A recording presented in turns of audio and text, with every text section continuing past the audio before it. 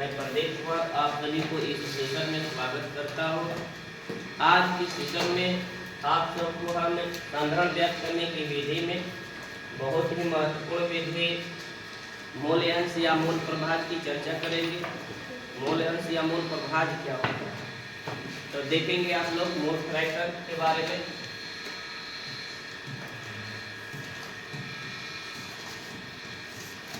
Heading लगाएंगे आप लोग मूल फ्रैक्शन, मूल प्रभाज या मूल अंश, मूल अंश, मूल प्रभाज या मूल अंश की चर्चा करेंगे इस वीडियो में हम।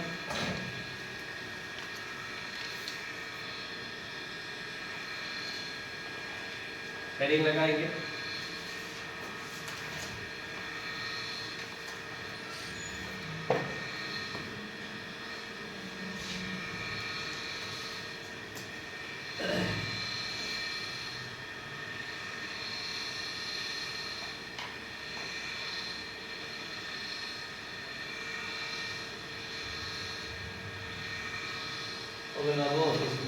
देखेंगे। मान लीजिए कोई बिलियन क्या हुआ, ध्यान दीजिएगा आप लोग, स्पष्ट रूप से समझिएगा। कोई आप लोग बिलियन बना दिए, क्या बना दिए? मान लीजिए हम इसमें पानी लिए है, क्या लिए है? अब पानी में नमक को मिला रहे हैं। किसको मिला रहे हैं? NaCl। किसको मिला रहे हैं? साधारण नमक को।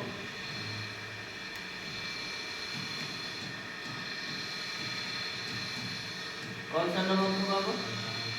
तो जब साधारण नमक को आप पानी में डालकर जो घोल रहे हैं या इसके साथ चीनी को ले लेते हैं, किनको ले लेते हैं? चलिए तो ये तो समझिए, उसके बाद बढ़ा लेंगे। ठीक, बहुत ही महत्वपूर्ण संधारण की विधि में है, ध्यान रखिएगा। परीक्षा में इससे संबंधित सवाल आते हैं बहुत माने मूललता, मूलांता, मूल्य इसमें महत्वपूर्ण रहता है। तो उसमें इसकी चर्चा करेंगे। कह रहा है कि किसी बिलियन में विलेय और विलायक, तो जो घुलता है उसको क्या कहते हैं आप लोग? विलेय।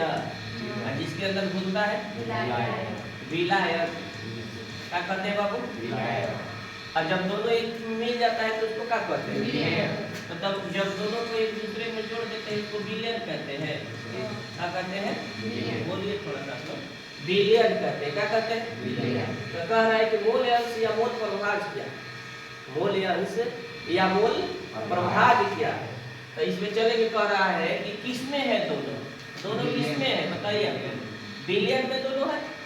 विलेय और विलायक कहाँ पर मौजूद है? बिलियन में मौजूद है ना। कह रहा है कि किसी बिलियन में, मान लीजिए है कोई बिलियन आप लोग बना, कह रहा है कि किसी बिलियन में विलेय, कौन? विलेय या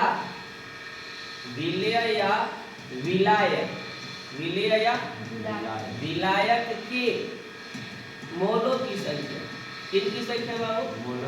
मोलों की संख्या। कह रहा है ना कि किसी बिलियन में विलेय और विलायक के मोलों की संख्या। विलेय या, अगर विलेय लेंगे तो विलायक नहीं, अगर विलायक लेते हैं तो विलेय नहीं। स्पष्ट हुआ?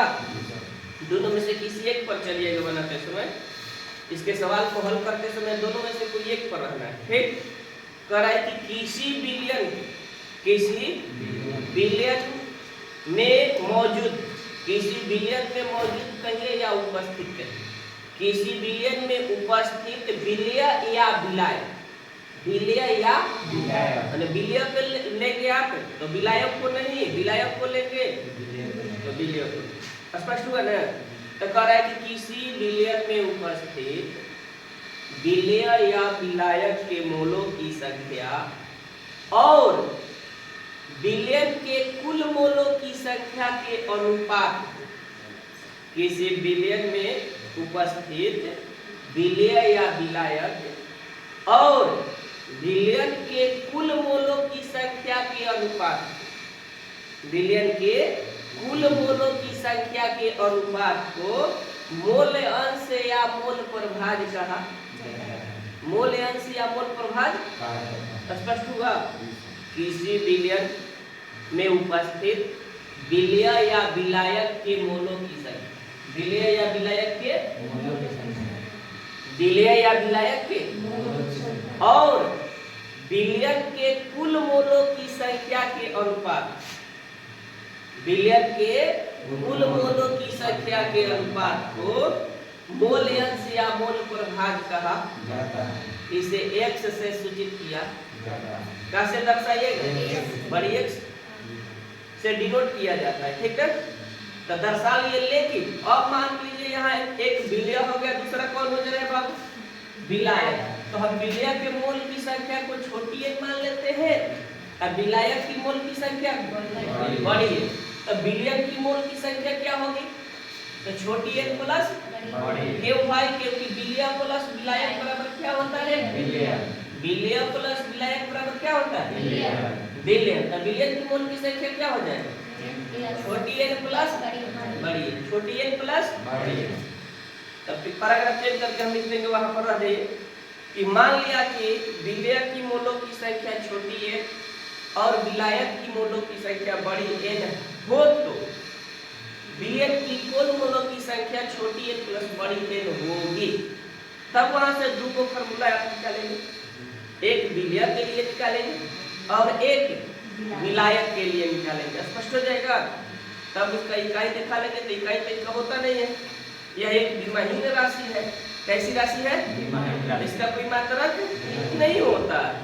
दूसरा पॉइंट, इस पर ताप का प्रभाव नहीं पड़ता है, इस पर ताप का प्रभाव पड़ता है नहीं पड़ता, ताप का कोई प्रभाव नहीं पड़ता। यह एक विमाहीन राशि है, इस पर ताप का कोई प्रभाव नहीं पड़ता है। और जिस किसी विलयन की अगर कोई पूछे आपसे कि कोई यह विलयन है, इसका मोल अंश या मोल प्रभाव कितना होता है, तो हमेशा कहिएगा कि इकाई होता है। कितना होता है, इकाई। कुल मोल प्रभाव कितना होता है, इकाई। मैंने विलय और विलायक के मोल प्रभाव का योग कोई पूछे आपसे तो क्या कहिएगा, इकाई होता है। या डायरेक्ट कोई कह दे कि विलयन का मोल अंश या मोल प्रभाव कितना होता है, तो इकाई होता है। कितना होता है, इकाई माने एक, इकाई माने स्पष्ट हो गया, लिखा दें। तो देखिए, चलिए लिखिए, किसी विलयन में उपस्थित, किसी विलयन में उपस्थित विलय या विलायक,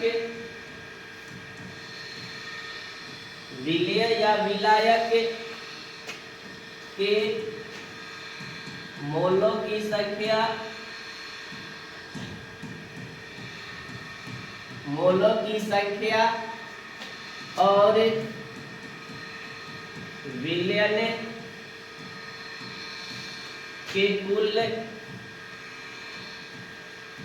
मोलों की संख्या के अनुपात को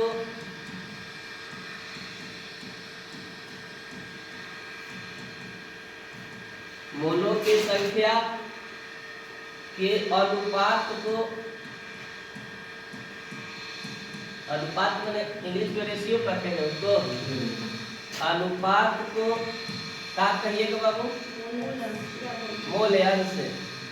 चलिए, मोल अंश या दूसरा नाम इसका क्या दीजिए, मोल प्रभाज। बहुत सुंदर, मोल प्रभाज कहते हैं। क्या कहते हैं बाबू, मोल अंश या मोल प्रभाज कहते हैं। इसे कहाँ से सूचित कीजिएगा, बहुत सुंदर, इसे कहाँ से दर्शाइएगा बाबू, इसे बड़ी, इसे x से सूचित किया जाता है।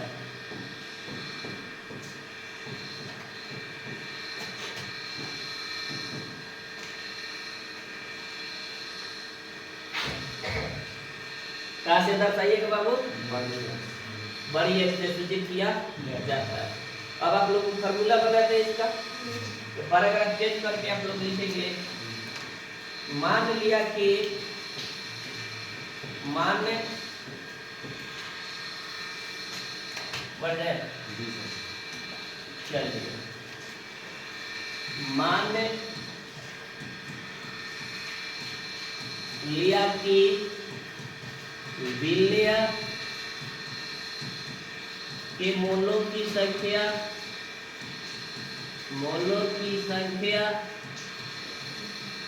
कब हो और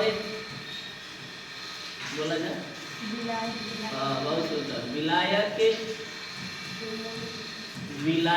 के मोलों की संख्या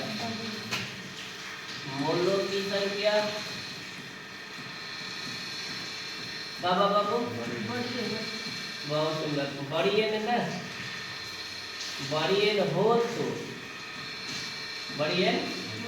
तो विलियन के कुल ना, विलियन के कुल मोलों की संख्या कितना बाबू? हाँ बहुत सुंदर, छोटी एन प्लस बड़ी एन होगी ना बाबू। तो देखिए कह रहे हैं आप लोग कि विलेय के मूल की संख्या को अब क्या मान लिए? छोटी है। अब विलायक के मूल की संख्या को तो विलेय प्लस विलायक बराबर क्या होता है? जब विलियन होता है तो विलियन के कुल मोलों की संख्या दोनों आपस में क्या कर देगा? विलेय और विलायक की मोल की संख्या को आपस में जोड़ दीजिएगा आप लोग, तो आप लोगों को क्या मिल जाएगा? विलियन के कुल मोल की संख्या मिल जाएगा। विलियन के विलियन किससे बना होता है भाई? विलियन बना होता है विलेय और विलायक से। तो विलेय की मोल की संख्या और विलायक की मोल की संख्या को हम ऐड कर दें, जोड़ दें, तो आपको क्या मिल जाएगा? विलियन की मोल की संख्या मिल जाएगी। अब बात रहा कि इसे फार्मूला बना दे। थ्योरी में क्या कह रहा था कि किसी विलियन में उपस्थित विलेय या विलायक, अगर विलेय लेंगे तो विलायक ना, विलायक लेंगे तो विलेय, तो दोनों के लिए अलग अलग फार्मूला है। स्पष्ट हो गया? तो पहले बनाते हैं किसके लिए? विलेय के लिए। किसके लिए? चलिए देख लीजिए थोड़ा, चलिए पहला फार्मूला आपका हो गया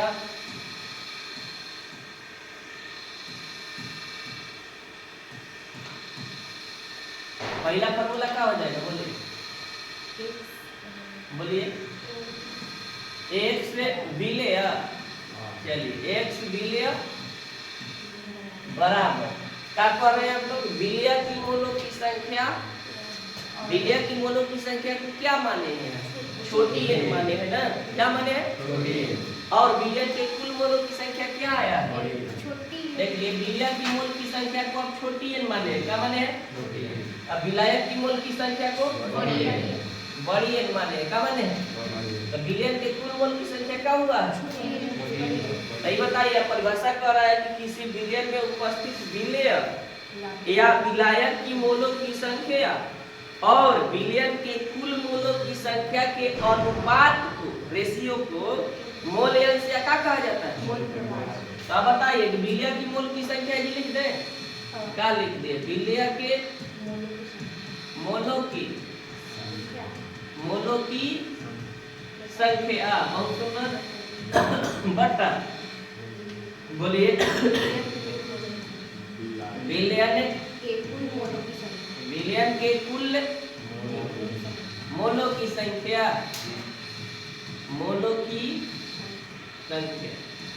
या कभी बड़ी डाउट होगा।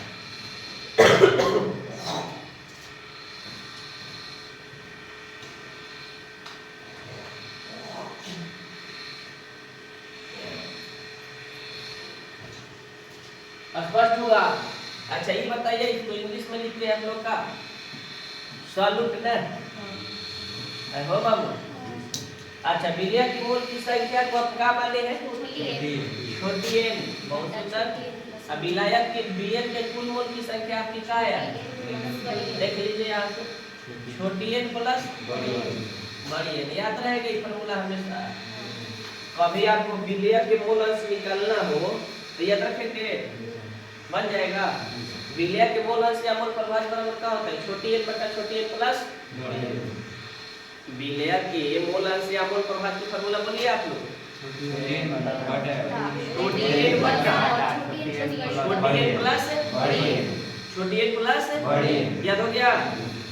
विलय का मोल अंश या मोल प्रभाज बराबर छोटी एन बटा छोटी एन प्लस बड़ी एन, माने विलय के मोलों की संख्या बटा विलय के कुल मोलों की संख्या का अनुपात, यही ना।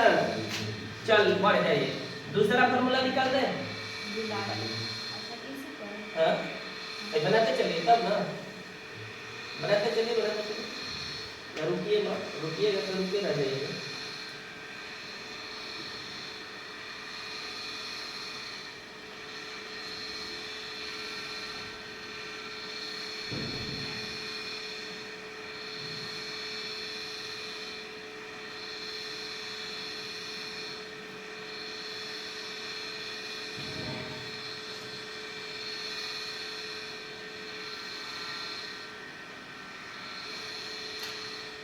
फास्ट करिए, एग्जामिनेशन हो रहा है, एग्जामिनेशन कब से कंप्लीट है।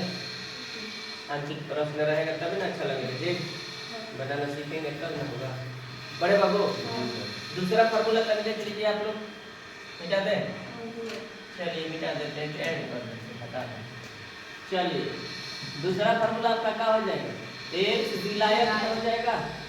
कहो बाबू x विलायक बराबर बोला जाए क्या होगी, विलायक के मोलों की संख्या, विलायक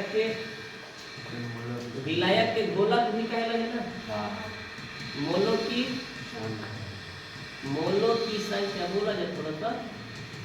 अब अड्डा में बाबू हाँ बोलिए विलियन के कुल मोल कह रहे हैं। चलिए विलियन के कुल मोलों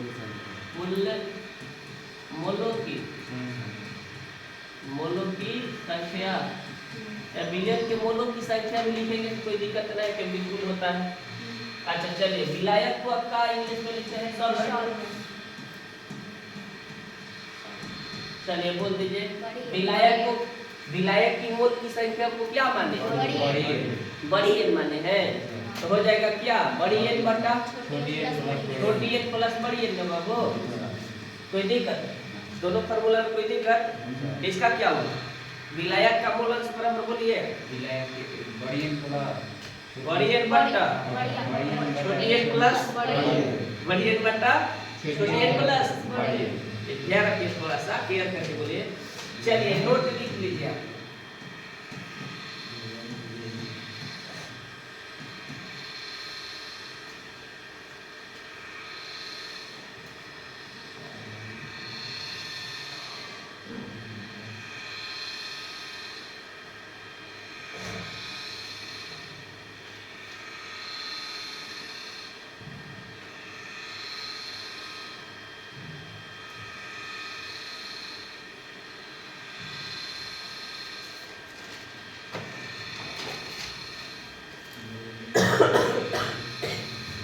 वीडियो जब आप मतलब क्या खराब हो तो क्या चलते हो तेज निकाला है।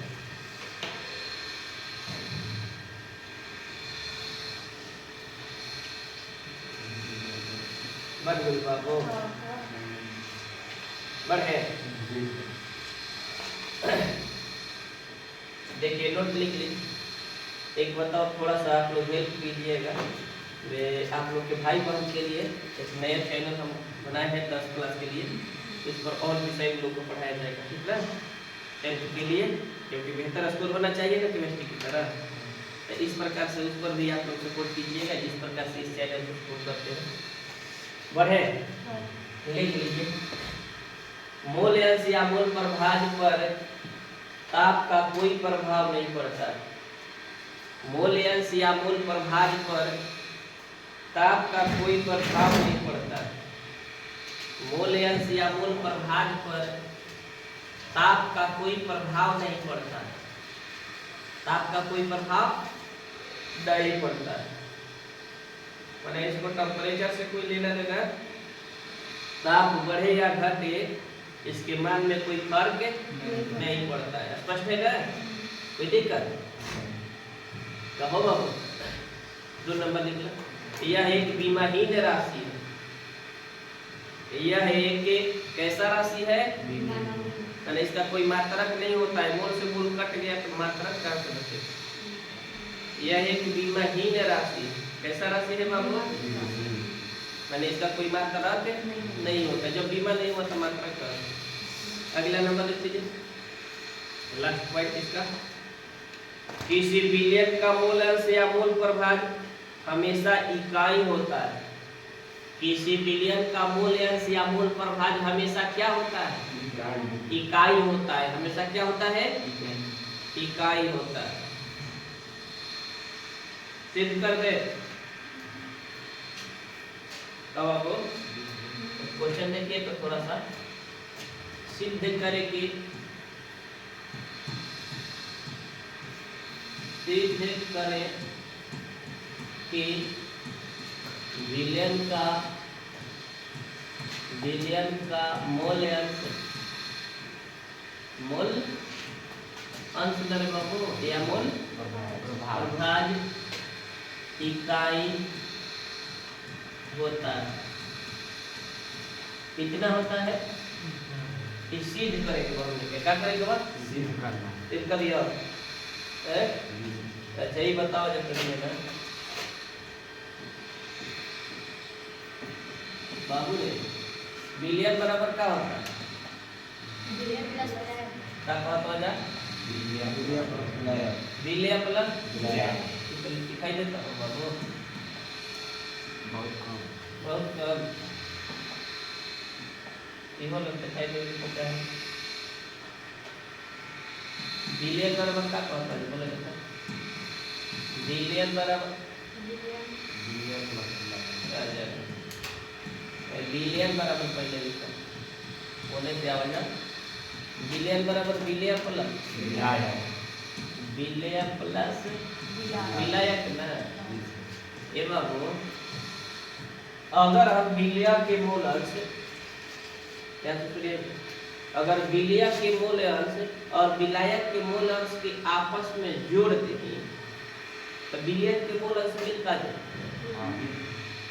नहीं के का बाबू नहीं के पता नहीं कोई बिलियन का अगर ओकरा बिलिया के मूल अंश और विलायक के मूल अंश दोनों के लेकर के आपस में क्या कर दे?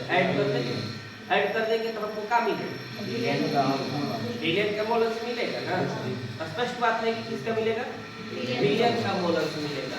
तो ये बताइए आप लोग कि बिलियन का मूल अंश क्या आया है?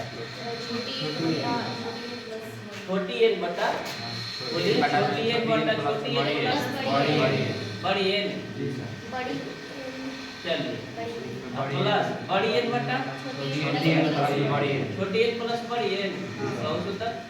एलसीएम ले लीजिए। एलसीएम क्या हो जाएगा आप लोग का? छोटी एन प्लस इससे भाग दीजिएगा तो एक बार में आ जाएगा। एक इसमें मल्टीप्लाई कीजिएगा तो छोटी एन हो जाएगा बाबू। ऐसे भाग देंगे तो एक बार हो जाएगा। एक से मल्टीप्लाई करेंगे तो नहीं हो जाएगा। अब देखिए तो दोनों तो सेम आए। कितना हो गया? यही ना सिद्ध करना था हम लोग को। इकाई होता है या नहीं होता है? बना लीजिए।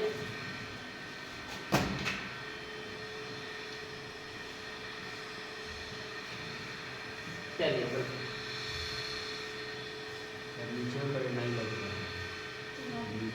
नीचे सही है। आप छोटे में ले लीजिए।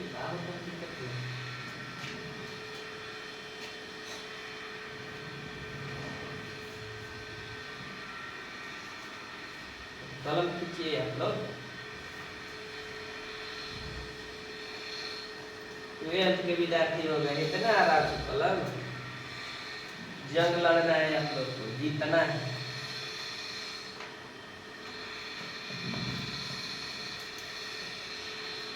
हौसलों से उड़ान होती है, पंखों से नहीं। कोई पंख से चाहे टूट जाएंगे जब तक उसके अंदर हौसला न हो। अपना अंदर हौसला रखिए आप लोग, ठीक है। ऊंचाई तक जाने का प्रयास कीजिए, जाइएगा जरूर। एक न्यूमेरिकल बोलते हैं, इसी आधारित बना के दिखाइए। बोले कह रहा है कि एक कोई बिलियन है, सुनिए ध्यान से।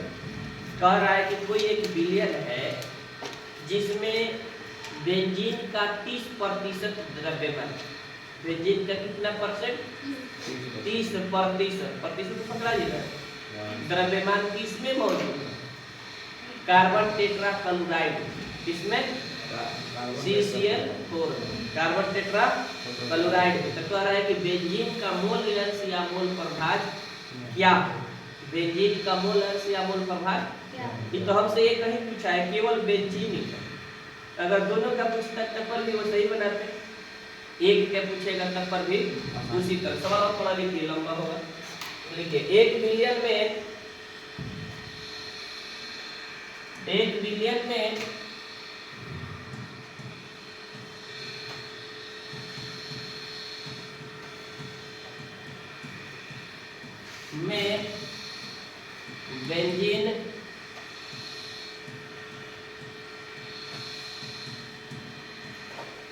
बेंजीन का 30% द्रव्यमान,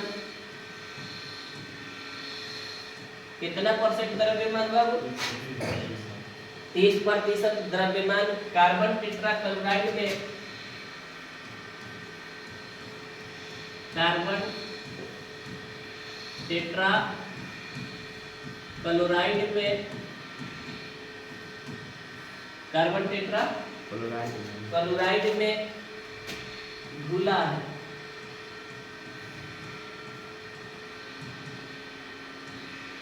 तो कार्बन टेट्रा क्लोराइड में घुला है तो बेंजीन का मोल अंश क्या होगा? बेंजीन का मोल अंश क्या होगा? बन जाएगा का? समझ चला? बोला जाए हो जाएगा। सबसे पहला काम हम लोग का है, ऐसा सवाल मिले तो सबसे पहले विलय और विलायक के मोल अंश निकालिए, मोल की संख्या निकालिए। कितनी संख्या? मोल की संख्या बराबर क्या होता है? पदार्थ की मात्रा बटा अणु भार, पदार्थ की मात्रा बटा। तो बताइए परसेंट जब लगा है तो विलयन का भार 100 ग्राम होगा। विलयन का भार कितना होगा? 100 ग्राम। हम लिख देगा यहाँ पर क्योंकि विलयन का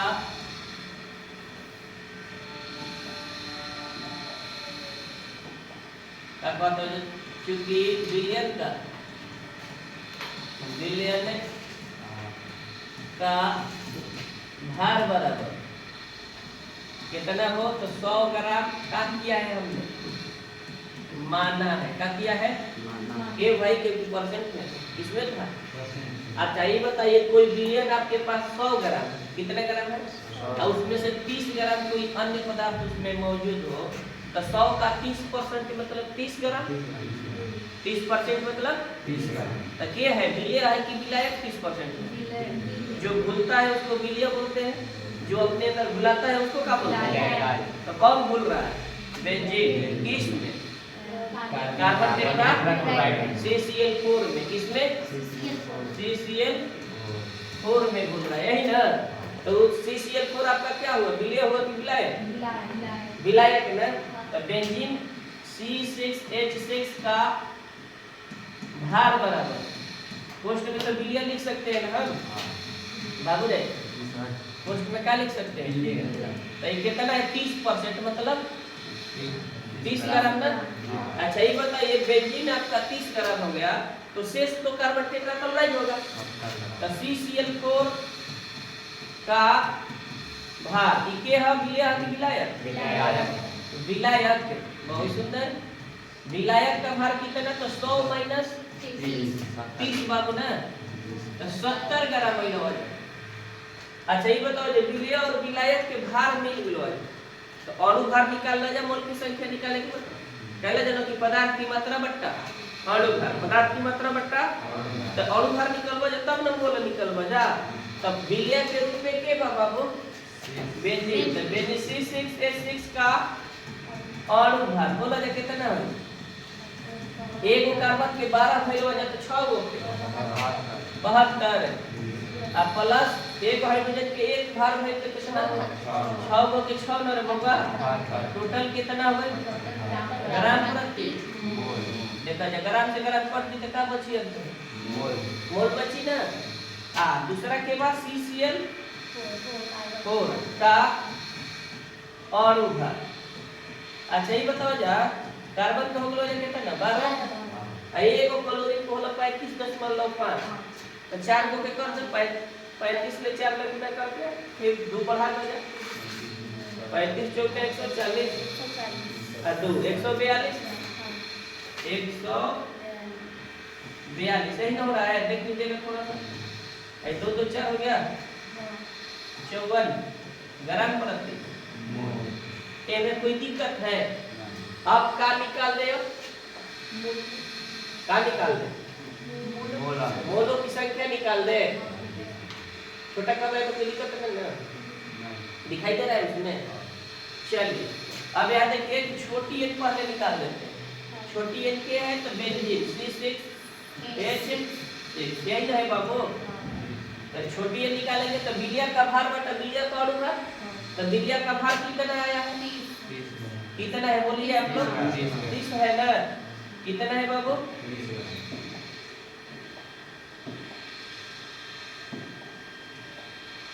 चलिए 30 है कितना है आपका भार कितना है बोलिए 30 तब 30 बटा कितना हो जाएगा हो बाबू 78 अणु भार आया है ना देख लीजिए कटेगा का देख लीजिए 6 ले कट रहेगा 378 6 ले कटा दिए 5 बार में 6 ले कटा दिए 13 बार में तब 5 बचा ये मोल बच गया ना अपना ग्राम बन गया तो का बच गया बढ़िया किसी तरह से निकाल दीजिए तो CCl के है 4 ना एक का भार कितना आया है 100 नहीं भार है 70 तो बटा में 154 बाबू 14 लपट रहा है 14 5 70 और 14 11 154 5 बटा मोल अगर बाबू।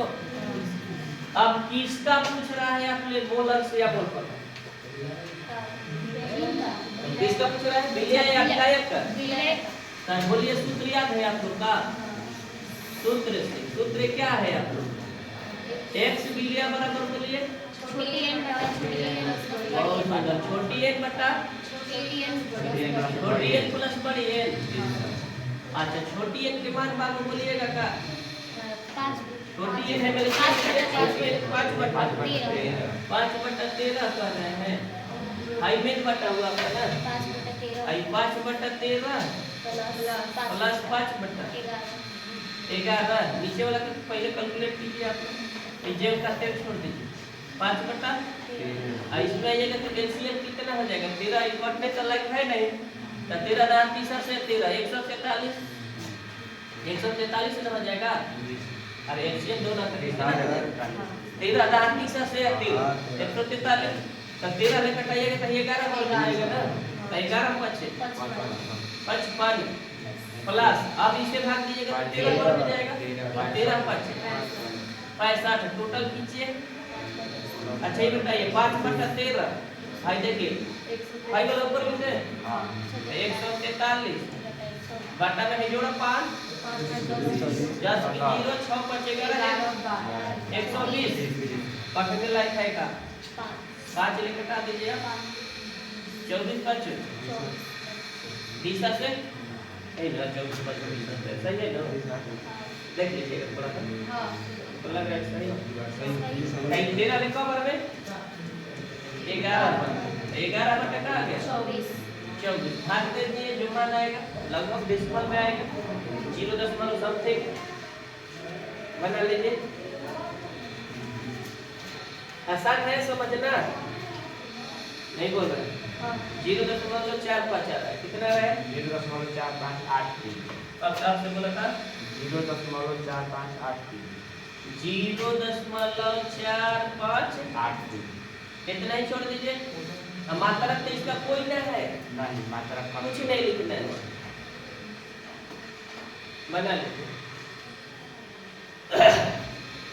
इतना ही पूरा रहेगा आज के वीडियो में। तब तक के लिए धन्यवाद। वीडियो अच्छा लगे तो आप लोग शेयर करेंगे दोस्तों के पास, ताकि वो भी अपना अच्छा स्कोर कर सके इस वीडियो को देख करके, इससे संबंधित सवाल बना सके।